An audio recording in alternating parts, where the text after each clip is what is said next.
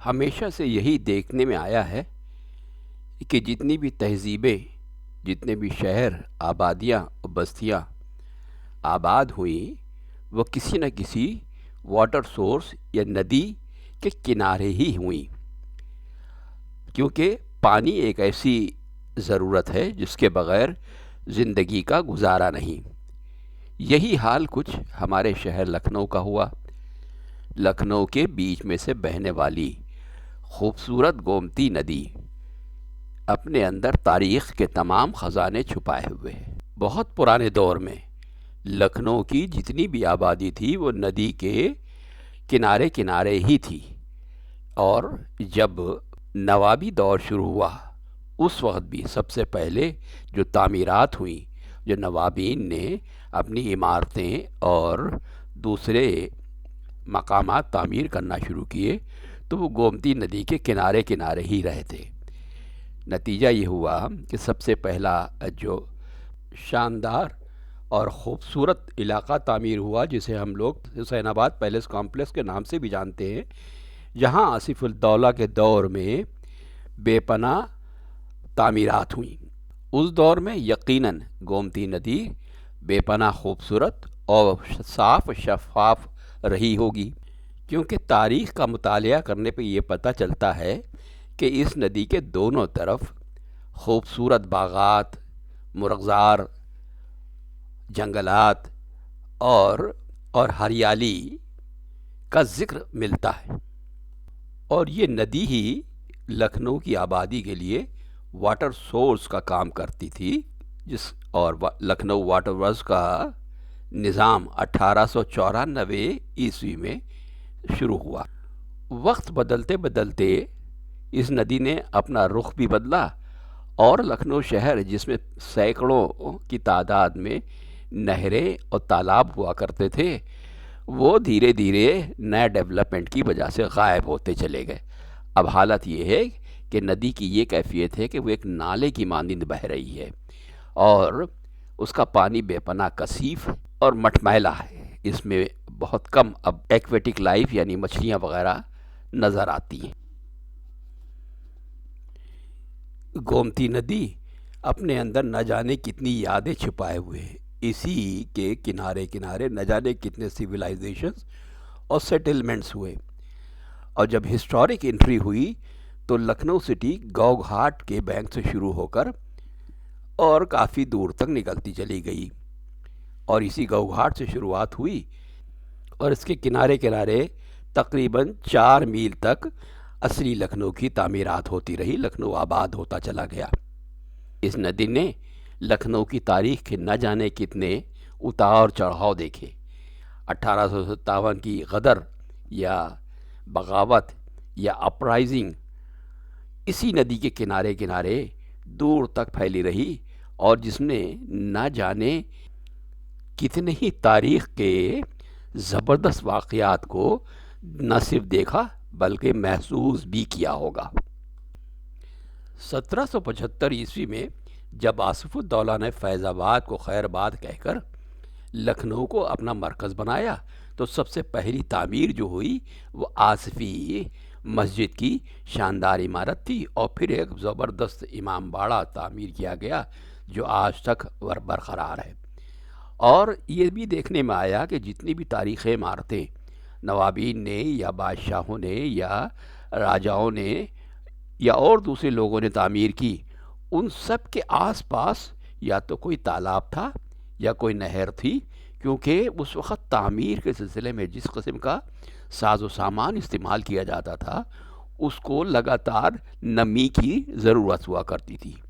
یہی حال آصفی امام باڑے کا بھی ہے، جس میں ایک زبردست باولی ہے، اور اس باولی میں پانی کا لیول وہی تھا جو گومتی ندی کا تھا، اور اس وہیں سے لگاتار باولی میں پانی کا لیول برقرار رہتا تھا۔ لیکن کچھ عرصے کے بعد دونوں طرف چونکہ ایک باندھ بنا دیا گیا، اس لیے پانی کا وہ لیول اب نہیں رہ گیا ہے، اور نہ ہی وہ فریش سپلائی جو گومتی سے ان تالابوں کو ملا کرتی تھی وہ مل رہی ہے۔ نتیجہ یہ ہے کہ نہ جانے کتنے تالاب اور نہریں دھیرے دھیرے سوکھ کر ختم ہو گئیں۔ گومتی ندی کا ایک سلسلہ یا کنیکشن عراق کی فرات نہر سے یا ندی سے بھی ہے، کیونکہ لکھنؤ کے نوابین نے 1780 میں تقریباً 5 لاکھ کے ڈونیشن سے ایک نہر کی تعمیر کروائی جس کا نام ہندیہ ہے، اور اس نہر کے ذریعے یوفریٹس ریور سے پانی نجف شہر تک پہنچایا گیا، اور اس کی تعمیر مکمل ہوئی 1793 میں۔ اس سلسلے میں ایران کے ایک تاجر حاجی کربلا محمد تہرانی نے بہت زبردست کام کیا، اور نوابین نے لگاتار کچھ فنڈز یا پیسہ اس نہر کی رکھ رکھاؤ کے لیے جاری کر دیا تھا۔ بادشاہ غازی الدین حیدر نے 1816 عیسوی میں شاہ نجف کے امام باڑے کی تعمیر اسی گومتی ندی کے کنارے کروائی، جو کہ نجف شہر میں موجود حضرت علی کے مقبرے کی ہو بہو کاپی ہے یا یادگار ہے۔ غازی الدین حیدر نے ہی حیدر کنال کی تعمیر کا کام شروع کیا۔ یہ نہر اس نیت سے بنائی گئی کہ گنگا کا پانی ڈائریکٹ گومتی تک لایا جائے، اور اس کے آس پاس کے رہنے والے گاؤں یا لوگ یا کھیتی کرنے والے کسانوں کو، جیسے ہردوئی، اناؤ اور لکھنؤ کے باہری علاقوں کو سینچائی کے لیے پانی بھی مہیا ہو سکے۔ شروع میں گنگا ندی کو گومتی ندی سے جوڑنے کا آئیڈیا راجہ بختاور سنگھ کا تھا، جس کو بعد میں غازی الدین حیدر نے شروع کیا، مگر بدقسمتی سے اس کام کو مکمل نہ کر پائے، کیونکہ اسی بیچ میں ان کا انتقال ہو گیا۔ ان کے بعد تخت نشین ہونے والے ان کے بیٹے نصیر الدین حیدر نے اس کام کو شروعات کی اور ایک بڑی کثیر رقم اس معاملے میں خرچ کی، لیکن چونکہ کسی اور قسم کے سائنٹیفک اپروچ نہ ہونے کی وجہ سے کھدائی کا اور نہر کو مکمل کرنے کا کوئی سپورٹ نہ ملا، اور اس وقت تک برٹشرز کی دخل در معقولات کافی بڑھ چکی تھی، اس لیے انہوں نے اس کو ایک بیکار کام سمجھ کر رکوا دیا۔ آج حیدر کنال نہر کاکوری سے شروع ہو کر اور شہر کے بیچ میں ہوتی ہوئی گومتی ندی میں جا کر مل جاتی ہے۔ حیدر کنال دھیرے دھیرے غائب ہوتی چلی گئی اور غائب ہوتی جا رہی ہے، اور اب اس کی شکل ایک گندے نالے کی جیسی ہے، جس کی کبھی کسی دور میں اس کے دونوں طرف سینکڑوں کی تعداد میں خوشبودار پیڑوں سے بھرپور خوبصورت باغات ہوا کرتے تھے۔ دھیرے دھیرے اس کی زمین پر سلمز اور باہر سے آئے ہوئے مزدوروں اور دوسرے لوگوں نے قبضہ کرنا شروع کر دیا۔ نتیجہ یہ ہے کہ اس کے دونوں طرف کی جو زمین ہے اس پہ ہزاروں کیا بلکہ لاکھوں کی تعداد میں جھگی جھوپڑیاں بس گئی ہیں، اور اس میں دنیا بھر کے طرح طرح کے کام کرنے والے لوگ آباد ہیں۔ اسی کینال سے کسی زمانے میں چار باغ کے چاروں طرف جو باغ تھا اس کو پانی دیا جاتا تھا۔ غازی الدین حیدر نے ہی موتی محل کی تعمیر اسی ندی کے کنارے کنارے کی ہے، جو کہ آج تک ویسے ہی موجود ہے۔ 1781 میں جنرل کلاڈی مارٹن نے چھتر مندل پیلس اور فرحت بخت پیلس کی تعمیر اسی گومتی ندی کے کنارے کی، جو ان کی رہائش گاہ ہوا کرتی تھی۔ گومتی ندی کو کسی دور میں ٹرانسپورٹیشن کے لیے بھی استعمال کیا جاتا تھا۔ اس میں ایک جگہ سے دوسری جگہ جانے کے لیے ناویں تھیں، اور یہ سفر لکھنؤ سے دلاور پور گھاٹ تک جو مومدی میں ہے وہاں تک ہوتا تھا۔ دھیرے دھیرے سڑکوں کی تعمیر ہونے لگی، پل بن گئے، جس کی وجہ سے لوگوں نے ندی میں ٹریول کرنے کا ارادہ دھیرے دھیرے ترک کر دیا، اور سڑکوں کا استعمال زیادہ سے زیادہ ہونے لگا۔ دنیا میں بہت کم شہر ایسے ہیں جن کے بیچوں بیچ میں سے ندی بہتی ہو،